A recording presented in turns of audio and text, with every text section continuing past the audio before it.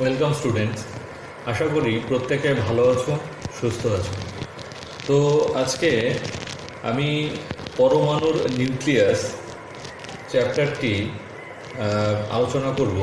তো এটি সপ্তম অধ্যায়, সাতটার বইতে রয়েছে, পেজ নাম্বার 89, 89 পেজে। তো খুবই ইন্টারেস্টিং একটি চ্যাপ্টার।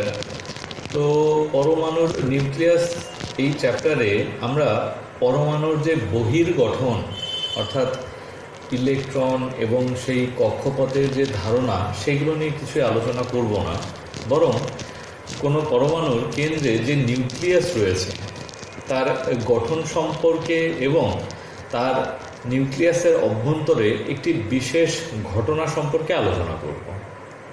তো সেই ঘটনার প্রধান যে বিষয়বস্তু সেটি হচ্ছে তেজস্ক্রিয়তা। তো আমরা প্রত্যেকেই জানি যে কোনো একটি পরমাণু এর প্রধান দুটি অংশ। যদি আমরা একটা চিত্র অঙ্কন করি তো একে বলা যেতে পারে কেন্দ্র, এবং এর চারিদিকে কিছু কাল্পনিক কক্ষপথ যেখানে ইলেকট্রনগুলো ঘোরাফেরা করে। তো আমি কিছু ইলেকট্রনের চিত্র অঙ্কন করার চেষ্টা করছি, এরকম ধারণা আমাদের রয়েছে। আর কেন্দ্রে রয়েছে প্রোটন এবং নিউট্রন। তো আমরা জানি প্রোটনগুলো হচ্ছে ধনাত্মক আধান বিশিষ্ট এবং নিউট্রনগুলো হচ্ছে তড়িৎ নিরপেক্ষ, অর্থাৎ নিস্তড়িৎ, না ধনাত্মক না ঋণাত্মক। তো আমরা এখানে বহির কক্ষপথ অর্থাৎ নিউক্লিয়াসের বাইরের যে অংশ সেটাতে কোনো আমাদের ইন্টারেস্ট নেই। তো আমি এই পোর্শনটা তাহলে মুছে দিতে পারি। তো তাহলে এখানে আমরা শুধু পাচ্ছি পরমাণুর কোন অংশ? নিউক্লিয়াস, যেখানে প্রোটন এবং নিউট্রন অবস্থান করছে। এবারে এই প্রোটন এবং নিউট্রন আমরা পিরিয়ডিক টেবিল অর্থাৎ পর্যায় সারণী যখন পড়ি তো তখন সেখানে দেখেছি যে পরমাণু ক্রমাঙ্ক বৃদ্ধির সঙ্গে সঙ্গে সেই পরমাণুগুলোর গতি প্রকৃতি বা তাদের বৈশিষ্ট্যগুলো কিন্তু আলাদা আলাদা হয়। তো সেক্ষেত্রে বিভিন্ন পরমাণুগুলোতে আলাদা আলাদা পরমাণু ক্রমাঙ্ক অর্থাৎ প্রোটন সংখ্যা আলাদা আলাদা, তাছাড়াও তাদের নিউট্রন সংখ্যাও কিন্তু আলাদা আলাদা হয়ে থাকে। তো আবার এটাও পড়েছি আমরা যে প্রোটন সংখ্যা এবং নিউট্রন সংখ্যার যোগফল, এদেরকে একসঙ্গে আমরা বলছি ভর সংখ্যা বা মাস নাম্বার। তো তাহলে এখানে পরমাণু ক্রমাঙ্ক বৃদ্ধির সঙ্গে সঙ্গে দেখা যায় তাদের নিউট্রন সংখ্যাও বাড়তে থাকে, এবং নিউট্রন সংখ্যা বেড়ে যাওয়া মানে একসঙ্গে যদি বলা যায় তাদের ভর সংখ্যা বাড়তে থাকে। অর্থাৎ নিউক্লিয়াসের মধ্যে অবস্থিত যে কণাগুলো রয়েছে সেই কণাগুলো হচ্ছে প্রোটন এবং নিউট্রন। তাহলে এদের সংখ্যা বাড়া মানে ভর সংখ্যা বৃদ্ধি পাওয়া। তো প্রোটন এবং নিউট্রনকে একসঙ্গে নিউক্লিয়নও বলা যেতে পারে। নিউক্লিয়ন মানেই হচ্ছে হয় প্রোটন বা নিউট্রনকে বোঝানো হচ্ছে, অর্থাৎ নিউক্লিয়াসের অভ্যন্তরে অবস্থিত যে কণা তাকেই এক কথায় আমরা বলবো নিউক্লিয়ন। তো নিউক্লিয়ন তাহলে হতে পারে হয় প্রোটন বা নিউট্রনকে বোঝানো যায়। তো তাহলে এবার আমরা চলে আসি তেজস্ক্রিয় ধর্ম বা তেজস্ক্রিয়তা।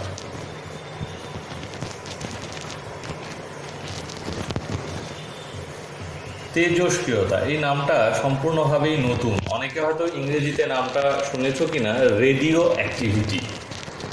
এর ইংরেজি টার্মটা হচ্ছে রেডিও অ্যাক্টিভিটি। আচ্ছা, আমরা পর্যায় সারণীর শেষের দিকের মৌলগুলো যদি বিচার করি তো সেগুলোর মধ্যে কিছু কিছু নাম আমাদের হয়তো বা মনে রয়েছে। তো তার মধ্যে প্রধানত রয়েছে uranium, thorium, polonium, radon, radium. এইগুলো রয়েছে মোটামুটিভাবে পর্যায় সারণীর প্রায় শেষের দিকের মৌলগুলোর মধ্যে। এবার যেহেতু এরা প্রায় শেষের দিকে, তাই এদের পরমাণু ক্রমাঙ্ক কিন্তু অনেকটা বেশি এবং এদের নিউক্লিয়াসের মধ্যে প্রোটন সংখ্যা এবং নিউট্রন সংখ্যাও কিন্তু যথেষ্ট বেশি থাকে। অর্থাৎ এক কথায় বলা যেতে পারে ভর সংখ্যা অনেকটা বেশি, অর্থাৎ ভারী নিউক্লিয়াস। তো তাহলে যখন এদের নিউক্লিয়াসটা ক্রমশ ভারী হতে থাকে বা ভারী হয়, তখন তাদের কিন্তু এই যে এত সংখ্যক প্রোটন এবং এত সংখ্যক নিউট্রন পরমাণুর কেন্দ্রে অর্থাৎ নিউক্লিয়াস, যার আকৃতি খুবই ছোট, ভীষণ ছোট, এত ক্ষুদ্র আকৃতি এর মধ্যে অবস্থান করা খুব কঠিন হয়ে পড়ে। ফলে দেখা যায় সেখানে ভাঙনের সৃষ্টি হচ্ছে। অর্থাৎ ভাঙন বলতে এখানে কিন্তু বিভাজন বা সেই ভারী নিউক্লিয়াসটা তার নিউক্লিয়াস থেকে কিছু কণাকে বাইরে বের করে দিয়ে সেই নিউক্লিয়াসটা ক্রমশ হালকা হতে শুরু করে। তাহলে আমরা এখান থেকে সাধারণ কথায় কি বুঝতে পারছি? ইউরেনিয়াম, থোরিয়াম বা রেডিয়াম, এই যে ভারী কণাগুলো রয়েছে, ভারী বলছি তার কারণ এদের নিউক্লিয়াসের মধ্যে বেশি সংখ্যক প্রোটন এবং নিউট্রন রয়েছে সেই জন্য। তো তাহলে এই নিউক্লিয়াসগুলো খুব স্বতঃস্ফূর্তভাবে, অর্থাৎ বাইরের কোনো প্রভাবের ভিত্তিতে নয়, সম্পূর্ণ স্বতঃস্ফূর্তভাবে এরা অবিরাম গতিতে বিভাজিত হয়ে, অর্থাৎ কোনো কণাকে বাইরে নির্গত করে এরা কি করছে? বিভাজিত হচ্ছে বা নতুন নিউক্লিয়াস উৎপন্ন করছে। তাহলে এই যে ঘটনা, অর্থাৎ কিছু কণা বা কিছু রশ্মি বিকিরণের মাধ্যমে একটা ভারী নিউক্লিয়াস ক্রমপর্যায়ে হালকা নিউক্লিয়াসে পরিণত হচ্ছে, এই যে প্রক্রিয়া বা এই যে ঘটনা, এই ঘটনাটাকেই বলছি আমরা তেজস্ক্রিয়তা। তো তাহলে তেজস্ক্রিয়তা একটা নিউক্লিয়াসের নতুন ধর্ম বা সম্পর্কে আমরা জানলাম। তো তাহলে এবার তেজস্ক্রিয়তার সংজ্ঞা মোটামুটি তোমরা এটুকু লিখলেই যথেষ্ট। তো এরপরে আমরা আরও কিছু আলোচনা করব তেজস্ক্রিয় ধর্ম সম্পর্কে। তো এই তেজস্ক্রিয়তা কিন্তু একটা ইম্পর্টেন্ট ব্যাপার মনে রাখতে হবে, সেটা হচ্ছে এটি হচ্ছে একদম সম্পূর্ণ স্বতঃস্ফূর্ত প্রক্রিয়া। অর্থাৎ এটা কোনো বাইরে থেকে চাপ, তাপ বা রাসায়নিক বিক্রিয়া বা কোনো অনুঘটক এগুলো ব্যবহার করে কিন্তু এই তেজস্ক্রিয় ধর্মের কোনো পরিবর্তন ঘটানো সম্ভব নয়। অর্থাৎ যে পরমাণু তেজস্ক্রিয় সে তার মতো করেই স্বতঃস্ফূর্তভাবে বিকিরণ ঘটাবে এবং সেই ভারী নিউক্লিয়াস থেকে ক্রমপর্যায়ে হালকা নিউক্লিয়াসে উৎপন্ন করার চেষ্টা করবে। তো তাহলে আমাদের প্রথমে যেটা জানতে হবে সেটা হচ্ছে এই যে ভারী নিউক্লিয়াসগুলো এরা কি কি ধরনের কণা বা কি কি ধরনের রশ্মি এরা বিকিরণ করে। তো শুরুতেই জেনে নেওয়া যাক সেই তেজস্ক্রিয় ঘটনায় নির্গত রশ্মি সমূহ। তো তেজস্ক্রিয় পরমাণুগুলো বা নিউক্লিয়াসগুলো তিন রকমের রশ্মি নির্গত করে, আলফা, বিটা এবং গামা দিয়ে সেগুলোকে নির্দেশ করা হয়। আমরা জানি এগুলো সবই গ্রিক অক্ষর, এগুলো একটা নাম দেওয়া হয়েছে এই বিকিরণগুলোর নাম। তো তাহলে তিন রকম বিকিরণ আমরা এখানে পাচ্ছি, আলফা, বিটা এবং গামা। তো আলফা বিকিরণ আমরা যদি দেখি তো তাহলে এই বিকিরণটা আমরা হিলিয়াম কণার নাম শুনেছি। হিলিয়ামের সংকেত হচ্ছে He, হিলিয়াম আয়নের সংকেত হচ্ছে 2+। অর্থাৎ আমরা যদি ছোট করে একটা হিলিয়াম কণা অঙ্কন করার চেষ্টা করি, এই নিউক্লিয়াস আর বাইরের কক্ষপথে দুটি ইলেকট্রন এবং দুটি প্রোটন ভেতরে আছে, দুটি নিউট্রনও ভেতরে আছে। তো তাহলে এই হচ্ছে আমার হিলিয়াম নিউক্লিয়াস He। এবার এখান থেকে দুটো ইলেকট্রনকে যদি আমি ত্যাগ করে দিই তাহলে আমার চেহারাটা কেমন হবে? দুটো ইলেকট্রন বিহীন। তাহলে এখানে শুধু হিলিয়াম নিউক্লিয়াসটা পড়ে থাকবে। যেহেতু কোনো ইলেকট্রন নেই, দুটো ইলেকট্রন ত্যাগ করার পরে এর একটা আয়ন তৈরি হবে 2+, ধনাত্মক আয়ন হবে। তাহলে হিলিয়াম নিউক্লিয়াস এই আলফা কণাকে বিশ্লেষণ করলে আমরা দেখি যে এই আলফা কণাটা হিলিয়াম নিউক্লিয়াস ছাড়া আর কিছুই নয়। অর্থাৎ একদম পরিষ্কারভাবে বললে যেটা বলতে হয় সেটা হচ্ছে এই হিলিয়াম কণার হিলিয়াম আয়ন বা হিলিয়াম নিউক্লিয়াসের স্রোত বা যে কণাগুলো বেরিয়ে আসছে কোনো ভারী নিউক্লিয়াস থেকে, তো এই কণাকেই আমরা একটা তখনও পর্যন্ত অজানা ছিল তাই নামটা দিয়েছি আমরা আলফা। তো তাহলে এই কণার মধ্যে কি কি রয়েছে? কোনো ইলেকট্রন তো নেই, আছে শুধু নিউক্লিয়াসের মধ্যে অন্তর্গত প্রোটন, 2টো প্রোটন আর রয়েছে 2টো নিউট্রন। তাহলে এর ভর সংখ্যা কত? এর ভর সংখ্যা হচ্ছে 2 + 2 4। পরমাণু ক্রমাঙ্ক কত? 2। তো তাহলে আমি কমপ্লিট এরকমভাবেও লিখতে পারি একটি আলফা কণাকে 2+। তাহলে এই সম্পূর্ণ হচ্ছে একটি আলফা কণার রিপ্রেজেন্টেশন বা বহিঃপ্রকাশ। এটা হচ্ছে রাসায়নিক এর গঠনটা এখানে দেখানো হয়েছে, আমরা শুধু সেটাকে আলফা কণা হিসেবে এখানে নির্দেশ করছি। আচ্ছা, এরপরে চলে আসা যাক বিটা কণা কি। এখানে বিটা কণাকে বিশ্লেষণ করে যেটা দেখা গেছে সেটা হচ্ছে এটি প্রায় ইলেকট্রনের মতো একই ধরনের বা একই রকমের একটা কণা, যেটা কিনা কোনো নিউক্লিয়াসের ভেতর থেকে নির্গত হচ্ছে। যদিও আমি সেটাকে ইলেকট্রন বলতে পারছি না, কেন? কারণ ইলেকট্রন তাদেরকেই বলছি যারা কোনো নিউক্লিয়াসের বাইরের কক্ষপথগুলোতে যারা ঘুরছে। তো যেহেতু এটা নিউক্লিয়াস থেকে নির্গত হচ্ছে ইলেকট্রনের মতন বা ইলেকট্রনের ধর্ম বিশিষ্ট কিছু কণা, তো তাদেরকে একটা স্পেশাল আমরা নাম দিয়েছি, এটাকে বলছি আমরা বিটা কণা। তো যেহেতু এটা ইলেকট্রনের মতো, তাই ইলেকট্রনের যে আধান, বিটা কণার আধান একই হবে, ইলেকট্রনের যা ভর এবং বিটা কণার ভর একই হবে, তাই প্রায় এরা একই বৈশিষ্ট্য যুক্ত। তো আমি এটাকে ইলেকট্রনের হিসেবে লিখে দিই 0, আর এদিকে হচ্ছে ভর সংখ্যা 0, আর এদিকে -1। তো এটা দিয়ে বহিঃপ্রকাশ করা হয় হচ্ছে একটা বিটা কণাকে। এরপরে চলে আসি গামা কণা। এখানে গামাকে কণা ঠিক বলছি না, এখানে বিকিরণ বলাটাই ভালো, বা গামা রশ্মি বলা যেতে পারে। তো এখানে গামা কি? গামা হচ্ছে আরেকটা বিশেষ রকমের রশ্মির সন্ধান পাওয়া যায় বা বিকিরণের সন্ধান পাওয়া যায় তেজস্ক্রিয় ঘটনায়। তো সেটাকে আমরা নাম দিচ্ছি হচ্ছে গামা। গামাটা হচ্ছে একটা তরঙ্গ, একটা বিশেষ শক্তি বলা যেতে পারে। তো এটা কেন উৎপন্ন হচ্ছে বা এটা কেন বিকিরণ ঘটছে? তার কারণ কোনো একটা তেজস্ক্রিয় ঘটনায় আলফা বিকিরণ হলো, বিটা বিকিরণ হলো। তো এতে করে সেই নিউক্লিয়াসের মধ্যে একটা শক্তির অসামঞ্জস্য তৈরি হয়, অর্থাৎ কিছু শক্তি উৎপন্ন হয়ে যায় সেই নিউক্লিয়াসের মধ্যে।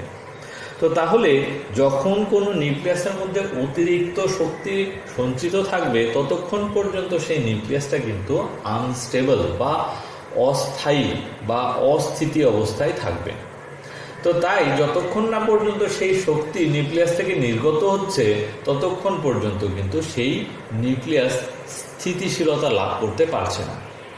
তাহলে এই শক্তি যখন নির্গত হচ্ছে তো সেটিকেই আমরা তরঙ্গ হিসেবে পাচ্ছি এবং তার নাম দিচ্ছি আমরা গামা। অর্থাৎ এই গামা এর কোনো ভর নেই, কোনো আধান নেই, একটি তরঙ্গ, বা খুব ভালো করে বললে তড়িৎ চৌম্বকীয় তরঙ্গ বলা যেতে পারে।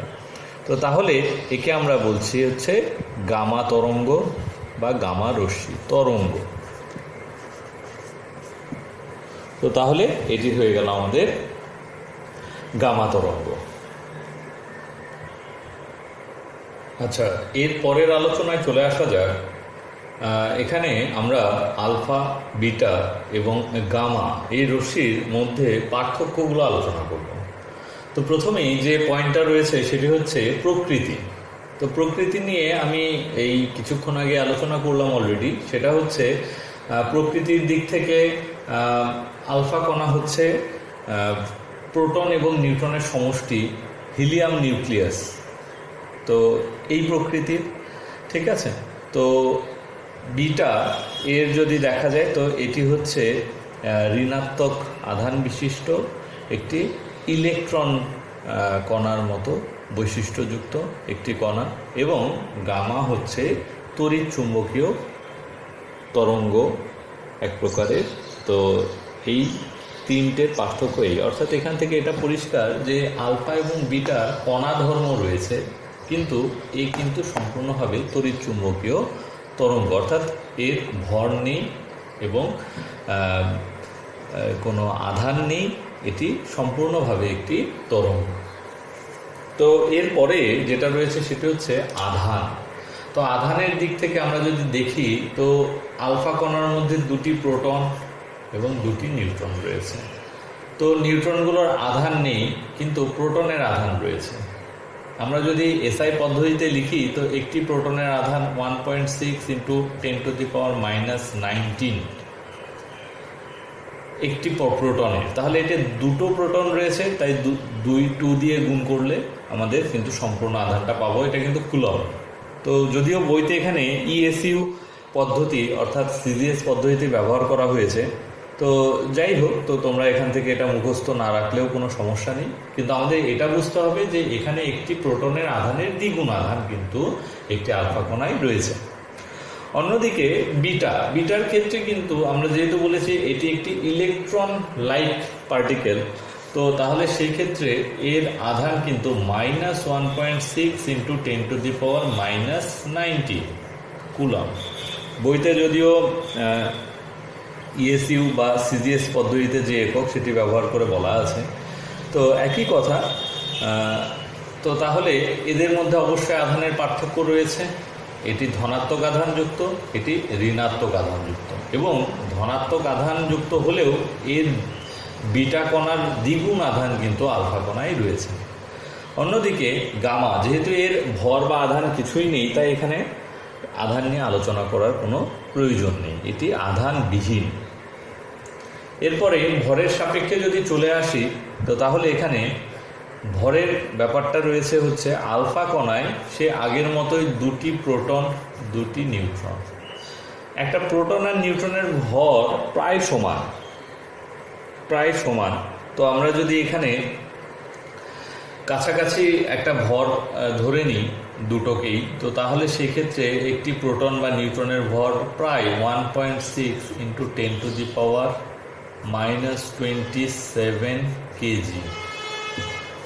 একটি প্রোটন বা নিউট্রনের মোটামুটিভাবে ইকুয়াল ভর যদি ধরে নিই তাহলে 1.6 ইন্টু 10⁻⁻27 কেজি। তো তাহলে যেহেতু এখানে দুটো প্রোটন দুটো নিউট্রন অর্থাৎ মোট 4টে নিউক্লিয়ন এর মধ্যে আছে, তাই এর মোট এটা হবে 4 ইন্টু 1.6 ইন্টু 10⁻⁻27। তো সেটা করলে মোটামুটিভাবে দাঁড়াবে 6.642 ইন্টু 10⁻⁻27।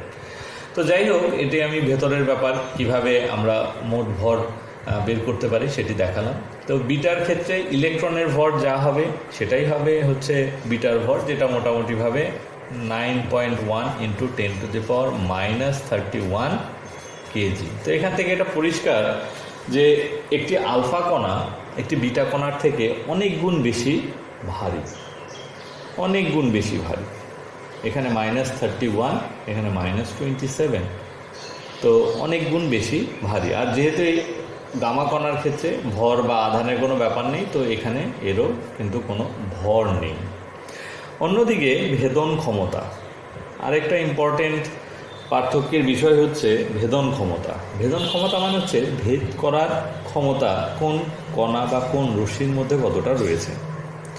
তো ভেদন ক্ষমতার সাপেক্ষে যদি দেখা যায় তাহলে আলফা কণার ভেদন ক্ষমতা সবচেয়ে কম, বিটা কণার মাঝারি এবং গামা কণার সবচেয়ে বেশি। আচ্ছা, ভেদন ক্ষমতার ব্যাপারটা কি? যদি আমরা কোনো বিকিরণ নির্গত হচ্ছে, কোনো রশ্মি নির্গত হচ্ছে নিউক্লিয়াস থেকে, তো তার সামনে হয়তোবা কিছু পুরু অ্যালুমিনিয়ামের পাত বা অন্য যে কোনো কিছু হয়তো বা পাত বা কিছু রেখে দিলাম, তো তাহলে সেটাকে কত সহজে ভেদ করতে পারছে বা কত পুরু পাতকে সেই বিকিরণ ভেদ করতে পারে, তো সেটার উপরে নির্ভর করে ভেদন ক্ষমতা কার কত, কম না বেশি। তো এই ক্ষেত্রে যেহেতু আলফা কণার ক্ষেত্রে এর আকৃতি খানিকটা বেশি, যেহেতু দুটো প্রোটন এবং দুটো নিউট্রন রয়েছে, তাই এর কিন্তু আকৃতি বা ডাইমেনশান বেশ বড়। তাই স্বাভাবিক কারণে একটা বড় জিনিস কোনো জায়গা দিয়ে ভেদ করাটা কম্প্যারেটিভলি কঠিন। হোয়ারঅ্যাজ বিটা কণা যেহেতু এ খুব ক্ষুদ্র, তাই এ কিন্তু বেশ খানিকটা পথ অতিক্রম করতে পারবে কোনো একটা অ্যালুমিনিয়ামের পুরু পাত হোক বা অন্য কোনো পদার্থের মধ্য দিয়ে। আর অন্যদিকে এখানে যেহেতু গামা এটি একটি রশ্মি বা এটি একটি বিকিরণ বা এটি তরঙ্গ, যেহেতু এর কোনো ভর বা আধান নেই, তাই এ কিন্তু খুব সহজেই অনেকটা দূর পর্যন্ত কিন্তু এখানে এ ভেদ করে যেতে পারে, তাই এর ভেদন ক্ষমতা সবথেকে বেশি। এর পরের টপিকটা রয়েছে, সেটি হচ্ছে গ্যাসকে আয়নিত করার ক্ষমতা। গ্যাসকে আয়নিত করার ক্ষমতা তার মানে হচ্ছে একটা গ্যাসের মধ্য দিয়ে যখন এই আলফা বিটা বা গামা যখন যাবে, তো তাহলে সেই ক্ষেত্রে সেই গ্যাসের যে কণাগুলো রয়েছে, তো তাদেরকে কি করে আয়নিত করবে? আয়নিত করার একটাই পদ্ধতি যে সেই গ্যাসের যে কণাগুলো রয়েছে তাদের কাছ থেকে ইলেকট্রন আদান প্রদান করে ফেলা।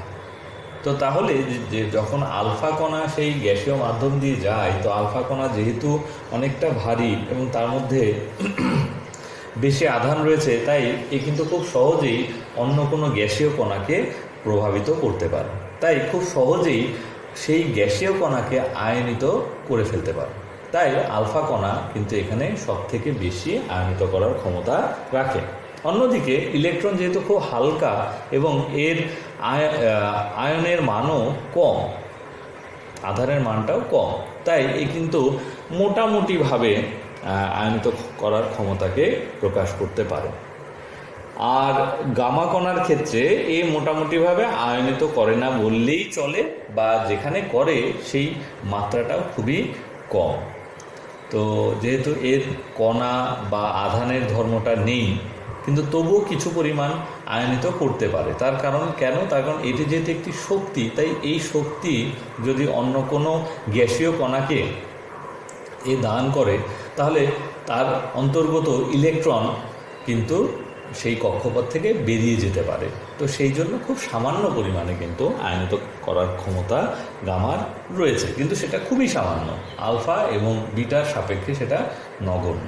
তো তাহলে এই ধর্মগুলো আলোচনার সাহায্যে মোটামুটিভাবে যেহেতু আমরা এখানে আলফা কণার কিছু বৈশিষ্ট্য সম্পর্কে ধারণা লাভ করলাম, আবার পাশাপাশি আলফা বিটা বা গামা কণার বৈশিষ্ট্যগুলোও পরিষ্কার হলো, পাশাপাশি পার্থক্যও কিন্তু আমাদের এখানে পরিষ্কারভাবে জানা হলো। তো এরপরে আমরা কিছু তেজস্ক্রিয় মৌলের নাম যেগুলো, সেগুলো একটু জানতে হবে। যেমন তোমরা বইতে অলরেডি দেখতে পাবে, পোলোনিয়াম রয়েছে, রেডন রয়েছে, রেডিয়াম রয়েছে, অ্যাক্টিনিয়াম রয়েছে, থোরিয়াম, তারপর প্রোট্যাক্টিনিয়াম রয়েছে, ইউরেনিয়াম রয়েছে। তো আমাদের ইউরেনিয়াম বা রেডন এই নামগুলো খুব বহুল প্রচলিত, খুব বেশি মাত্রায় আমরা দেখতে পাই বা প্রকৃতিতেও বেশ মাত্রায় পাওয়া যায়। তো এইগুলো হচ্ছে তেজস্ক্রিয় মৌলসমূহের নাম, বইতে অবশ্যই রয়েছে, ভালো করে একটু দেখে নেবেন। তো এরপর এই তেজস্ক্রিয় রশ্মি যেগুলো আমরা এত সময় আলোচনা করলাম, তো এগুলোর উৎস অর্থাৎ এগুলো কি করে উৎপন্ন হচ্ছে সেটা সম্পর্কে একটু ক্ষুদ্র ধারণা দেওয়া যাক। তো শুরুতেই আমি বলেছিলাম যে কোনো একটা ভারী নিউক্লিয়াস নিজেকে ক্রমশ একটি হালকা নিউক্লিয়াস, স্থিতিশীল নিউক্লিয়াসে পরিণত হওয়ার জন্য এ কিন্তু নিজের নিউক্লিয়াসের ভেতরে ভাঙন ঘটাচ্ছে, এবং এই ভাঙনটা খুবই স্বতঃস্ফূর্ত। তো এখানে আলফা এবং বিটা এই কণা কিন্তু শুরুতে নির্গত হবে কোনো একটি নিউক্লিয়াস থেকে, কিন্তু কোনোভাবেই গামার বিকিরণ শুরুতে সম্ভব নয়। কেন? তার কারণ আলফা এবং বিটা কণার যদি নিঃসরণ না ঘটে, তো সেই ক্ষেত্রে শুরুতেই গামা নির্গত হতে পারবে না। তার কারণ গামা তখনই নির্গত হবে যদি আলফা এবং বিটা কণার নিঃসরণের পর সেই নিউক্লিয়াসে শক্তির তারতম্য ঘটে বা অতিরিক্ত শক্তির উদ্ভব ঘটে। তো সেই অতিরিক্ত শক্তি গামা রশ্মি হিসেবে নিউক্লিয়াসের বাইরে নির্গত হবে এবং সেটিকে আমরা তরঙ্গ আকারে সেটাকে পাব। তো তাহলে এই হচ্ছে আলফা বিটা গামা এই উৎস বা কেন হয়, শুরুতে আমি আলোচনা করেছিলাম। তো সেই ক্ষেত্রে আরেকটু পরিষ্কার করার চেষ্টা করলাম। তো এরপরে আরেকটা ইম্পর্টেন্ট যে বিষয় নিয়ে আলোচনা করব সেটি হচ্ছে এই যে বিঘটন হচ্ছে আলফা বিটা বা গামা, তো তাহলে সেই ক্ষেত্রে সেই তেজস্ক্রিয় পরমাণুগুলো কি প্রকৃতি বা সেই পরমাণুগুলোর বা বৈশিষ্ট্য এদের কি কোনো পরিবর্তন ঘটছে? তো এর উত্তর হবে অবশ্যই ঘটছে। তার কারণ যখন নিউক্লিয়াস থেকে প্রোটন বা নিউট্রন এগুলো বেরিয়ে যায়, তো তখন তাহলে সেই কণাটার কিন্তু রূপ পরিবর্তন ঘটে। তার কারণ আমরা জানি কোনো একটা পরমাণু ক্রমাঙ্ক খুব গুরুত্বপূর্ণ একটি বিষয়। পরমাণু ক্রমাঙ্কের পরিবর্তন ঘটলে সেই মৌলটারই পরিবর্তন ঘটে। তো উদাহরণস্বরূপ আমি একটু এক্সাম্পল দিচ্ছি। মনে করছি একটি ইউরেনিয়াম রয়েছে। তো এই ইউরেনিয়াম এর পরমাণু ক্রমাঙ্ক হচ্ছে 92 আর ভর সংখ্যা হচ্ছে 238। এবার এখান থেকে যদি একটা এই ভারী নিউক্লিয়াসটা থেকে যদি একটি আলফা নির্গত হয়ে যায়, কি নির্গত হয়ে যাচ্ছে? আলফা। আলফা মানে কি? এইচ ই নিচে 2 ওপরে 4 লিখেছিলাম এর আগে। তো দুটো আয়ন হিসেবে এটা দেখাতে পারো তোমরা। তো তাহলে এটা বেরিয়ে যাওয়া, তো এটা যদি বেরিয়ে যায় তো তাহলে কি অবস্থা হবে? এর অবস্থাটা হয়ে যাবে হচ্ছে 92, 2 বেরিয়ে যাচ্ছে, তার মানে এটা হয়ে যাবে 90। আর এখানে 238, এখান থেকে 4 কমে যাওয়া, তার মানে হচ্ছে 234। এবার আমি কি এখানে ইউ লিখতে পারবো এরকমভাবে? অবশ্যই নয়। আমরা এখানে কিন্তু আর ইউ অর্থাৎ ইউরেনিয়াম লিখতে পারবো না। কেন লিখতে পারবো না? তার কারণ ইউরেনিয়াম এর পরমাণু ক্রমাঙ্ক 92, কিন্তু 90 কিন্তু ইউরেনিয়ামের পরমাণু ক্রমাঙ্ক নয়। তাহলে 90 কার পরমাণু ক্রমাঙ্ক? তো আমরা যদি একটু পর্যায় সারণী দেখি, তো তাহলে সেখানে খুঁজে পাবো এই 90 পরমাণু ক্রমাঙ্কওয়ালা যে মৌল সেটি হচ্ছে থোরিয়াম, TH। তাহলে দেখো এখান থেকে একটি আলফা কণা নির্গত করে ইউরেনিয়াম থোরিয়ামে পরিবর্তন হয়ে গেল, অনেকটা ম্যাজিকের মতো। ছিল ইউরেনিয়াম, একটা বিকিরণ ঘটিয়ে হয়ে গেল থোরিয়াম।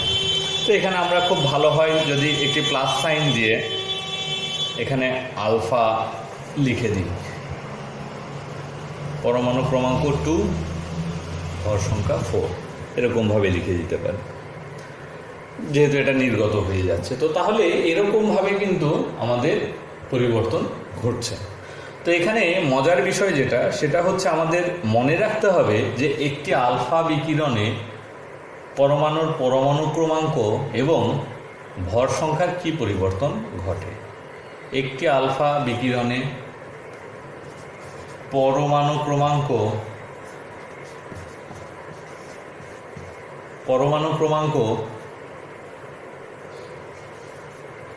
2 হ্রাস পায়, ভর সংখ্যা কত হ্রাস পেয়েছে? 4। ভর সংখ্যা 4 হ্রাস পায়।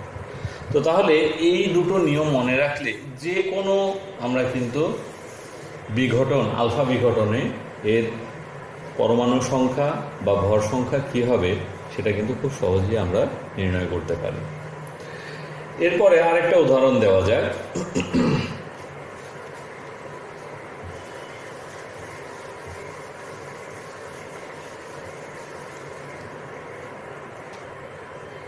দ্বিতীয় উদাহরণে আমরা আরেকটা পরমাণু নিউক্লিয়াসকে নিচ্ছি, সেটি হচ্ছে থোরিয়াম। তো থোরিয়ামের পরমাণু ক্রমাঙ্ক আমরা আগেই দেখেছি 90 এবং 234 হচ্ছে এর ভর সংখ্যা। তো এই ক্ষেত্রে এখান থেকে যদি একটি বিটা কণা নির্গত হয় তাহলে এর অবস্থা কী হবে? তো থোরিয়ামের ক্ষেত্রে, শুধু থোরিয়ামের ক্ষেত্রে না, বিটা বিকিরণের ক্ষেত্রে পরমাণু ক্রমাঙ্ক 1 বৃদ্ধি পায়, এবং ভর সংখ্যা অপরিবর্তিত।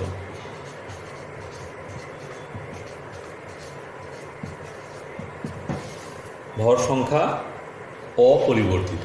তো তাহলে এখানে কি হবে? এই নিয়মটি যদি আমি এখানে প্রয়োগ করি, তো তাহলে এখানে পরমাণু ক্রমাঙ্ক 1 বৃদ্ধি পেলে হবে 91, এবং ভর সংখ্যা অপরিবর্তিত অর্থাৎ 234।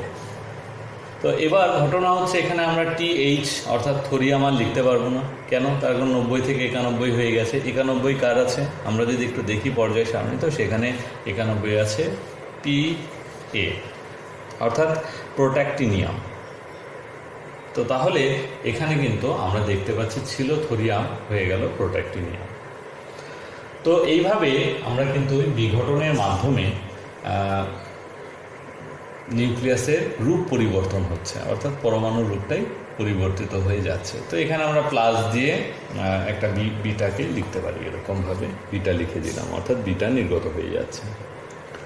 তো তাহলে এখানে একটু কনফিউজিং ব্যাপারটা যে এটা কি করে হলো।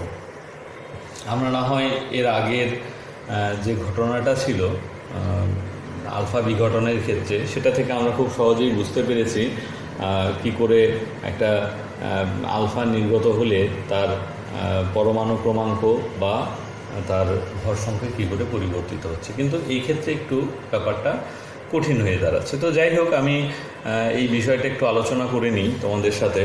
বইতে খুব একটা ভালো করে নেই, কিন্তু আমি একটু বোঝানোর চেষ্টা করছি, দেখো তোমরা বুঝতে পারো কিনা। তো এটুকু আমি মুছছি না, এটুকু থেকে যাক এরকমভাবেই। ধরে নিচ্ছি একটি নিউক্লিয়াস আছে, নিউক্লিয়াসের মধ্যে দুটো প্রোটন, দুটো নিউট্রন আছে। আমি প্রোটনগুলোকে রাউন্ড সার্কেল দিয়ে প্রকাশ করছি, আর ডিপ সার্কেল দিয়ে নিউট্রনগুলোকে প্রকাশ করছি। এগুলো হচ্ছে নিউট্রনের চিহ্ন। ঠিক আছে, একটু বোঝার চেষ্টা করো। তো এবার এখানে কি ঘটে, ভারী নিউক্লিয়াসের একটা নিউট্রন ভেঙে গিয়ে উৎপন্ন করে একটি প্রোটন এবং একটি ইলেকট্রন। কি বলছে আর একটু বুঝে নাও। সেটি হচ্ছে একটা নিউট্রন ভেঙে গিয়ে উৎপন্ন করছে একটি প্রোটন এবং একটি ইলেকট্রন। আমরা যদি আধানের সাপেক্ষে বিচার করি, প্রোটন এবং নিউট্রন এদের আধান সমান এবং বিপরীত। তো এরা যদি একত্রিত করা যায়, তো তাহলে এখানে দেখতে পাচ্ছি আধানবিহীন কণা উৎপন্ন করতে পারছে। তার মানে আধানের দিক থেকেও কিন্তু এটা মেনে চলা যাচ্ছে, ভরের দিক থেকেও মেনে চলা যাচ্ছে। তার কারণ প্রোটনের থেকে নিউট্রনের ভরটা সামান্য বেশি হয়, তার কারণ আমরা যদি এই সূত্রটা মেনে চলি। তো তাহলে একটা নিউট্রন ভেঙে উৎপন্ন করছে একটি প্রোটন এবং আরেকটা ইলেকট্রন বা ইলেকট্রনের মতো কণা, যার নাম হচ্ছে বিটা। পরিষ্কার? তো তাহলে এখানে পরের মুহূর্তে নিউক্লিয়াসের চেহারাটা কেমন হবে? এ ভেঙে গেছে, ভেঙে গিয়ে এখানে উৎপন্ন করেছে একটা গোল আর একটা বিটা উৎপন্ন করেছে। আর এটা তো এরকম ডিপ সার্কেল আছে, ছেড়ে দিলাম, ডিপ সার্কেল, আর এখানে দুটো প্রোটন তো অলরেডি আছে। তো তাহলে এখানে আমরা দেখতে পাচ্ছি প্রোটন সংখ্যা আগে ছিল 2, এখানে হয়ে গেছে 3। তাহলে প্রোটন সংখ্যা 1 বেড়েছে। এখানে ছিল 2 প্রোটন 2 নিউট্রন, তো এখানে দেখতে পাচ্ছি 3টে প্রোটন, আর নিউট্রন কটা? 1টা নিউট্রন। আর এই বিটা কণা হিসেবে বাইরে নির্গত হয়ে গেছে। তো তাহলে এবার আমাকে দেখতে হবে যে এর পরমাণু ক্রমাঙ্ক এবং ভর সংখ্যায় কি পরিবর্তন ঘটেছে। পরমাণু ক্রমাঙ্ক আগে ছিল 2, এখন হয়েছে 3, অর্থাৎ 1 বৃদ্ধি পেয়েছে। আর ভর সংখ্যা এখানে 2 + 2 4, এখানে 3 + 1 4, অর্থাৎ পরমাণু ক্রমাঙ্কের কোনো পরিবর্তন ঘটেছে কি? ভর সংখ্যার কোনো পরিবর্তন ঘটেছে কি? একদমই নয়। আগেও 4 ছিল, এখনও 4 আছে।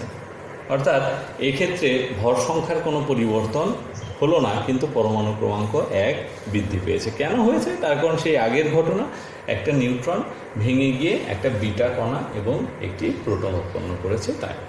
তো যাই হোক, এই হচ্ছে এখানে ভেতরের ব্যাপার। খুব একটা বেশি ডিপলি এটার ভাবার দরকার নেই। তোমাদের মেন যেটা মাধ্যমিক স্তরে প্রয়োজন সেটা হচ্ছে এই ব্যাপারটা মনে রাখা। সেটা হচ্ছে পরমাণু ক্রমাঙ্ক 1 বৃদ্ধি পাবে এবং ভর সংখ্যা অপরিবর্তিত থাকবে বিটা কণা নিঃসরণের ক্ষেত্রে। অন্যদিকে এখানে পরে লাস্ট আরেকটা যেটা রয়েছে সেটা হচ্ছে গামা নিঃসরণ বা গামা রশ্মির বিকিরণ। এই ক্ষেত্রে কি ঘটে সেটা আমরা একটু দেখে নেব। তো আমরা এখানে গামা বিকিরণের জন্য একটা উদাহরণকে নিয়েছি। তো সেই উদাহরণে রয়েছে থোরিয়ামের উদাহরণ। তো এখানে থোরিয়াম এর পরমাণু ক্রমাঙ্ক 90 এবং 230। তো এখানে এটা দেখে ঘাবড়ানোর কিছু নেই। আগের উদাহরণগুলোতে আমি 234 নিয়েছিলাম। তো 230, 234, 232, 228 এগুলো সবই হচ্ছে থোরিয়ামের আইসোটোপ। আইসোটোপ তোমরা পড়েছো। তো সেই আইসোটোপ থোরিয়ামের কয়েকটা রয়েছে। তো তার মধ্যে 230 এই উদাহরণটা এখানে বইতেও আলোচনা করা আছে, তাই মনে হলো এটাই নিই, তো সুবিধা হবে তোমাদের। তো এখানে কোনো আলফা বা বিটা বিঘটনের পর কোনোভাবে হয়তোবা থোরিয়াম 230 এবং 90 এই থোরিয়াম উৎপন্ন হলো। তো এটা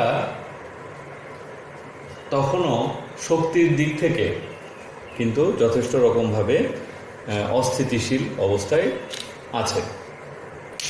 তো সেই অস্থিতিশীল অবস্থা থেকে স্থিতিশীল অবস্থায় আসতে হলে একে শক্তির বিকিরণ ঘটাতে হবে। তো সেই মুহূর্তে ও শক্তির বিকিরণ, অর্থাৎ এখানে গামা তরঙ্গরূপে শক্তির বিকিরণ ঘটিয়ে ও এই থোরিয়াম স্থিতিশীল, এখানে এটা অস্থিতিশীল, অস্থায়ী, আর এটি হচ্ছে স্থায়ী শক্তির দিক থেকে অবশ্যই। তো তাহলে এখানে শক্তির দিক থেকে এই থোরিয়াম অপেক্ষা এই থোরিয়াম কিন্তু অনেকটা স্থায়িত্ব লাভ করছে। কখন করছে? যদি একটা বিকিরণ তরঙ্গ গামাকে নির্গত করতে পারে। তো গামার যেহেতু কোনো ভর নেই, তাই এখানে এর পরমাণু ক্রমাঙ্ক বা ভর সংখ্যা দুটোই 0 দিয়ে দেখানো আছে। তো তাহলে এভাবে করেই কোনো একটি তেজস্ক্রিয় পরমাণু বা নিউক্লিয়াস ধীরে ধীরে স্থায়িত্ব লাভের জন্য বিকিরণের মাধ্যমে স্থিতিশীলতার দিকে এগিয়ে চলে। তো এইটুকু মোটামুটি তোমাদের ভালো করে জানতে হবে। তো এই ক্ষেত্রে কিন্তু তোমরা দেখতে পাচ্ছ গামা বিকিরণে কোনো রকম কিন্তু তার পরমাণু ক্রমাঙ্ক বা ভর সংখ্যার কোনো পরিবর্তন ঘটছে না। এরপর তোমাদের কিছু পড়তে হবে, তেজস্ক্রিয়তার কিছু ব্যবহার সম্পর্কে পড়তে হবে, যেগুলো বইতে উল্লেখ করা আছে। তো বিভিন্ন চিকিৎসা ক্ষেত্র থেকে শুরু করে গবেষণামূলক কাজে বা শক্তির উৎস হিসেবেও কিন্তু বিভিন্ন তেজস্ক্রিয়তার ব্যবহার কিন্তু যথেষ্ট বর্তমান যুগে বৃদ্ধি পেয়েছে।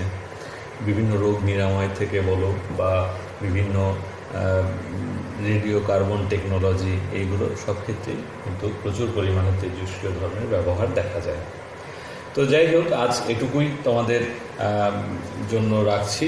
তো পরের ভিডিওতে আমি পরের টপিকগুলো আলোচনা করব। তো এইটুকু ভালো করে পড়ো, ভালো থাকো সবাই, সুস্থ থাকো, সবাইকে ধন্যবাদ।